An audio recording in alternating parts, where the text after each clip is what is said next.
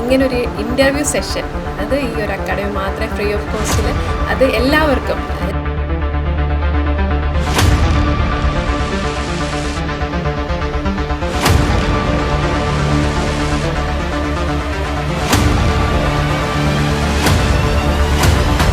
ലിസ്റ്റിൽ പേര് വന്നിട്ടുണ്ടെങ്കിൽ അത് എഡ്യൂസിനാണ് ഫുൾ ക്രെഡിറ്റും.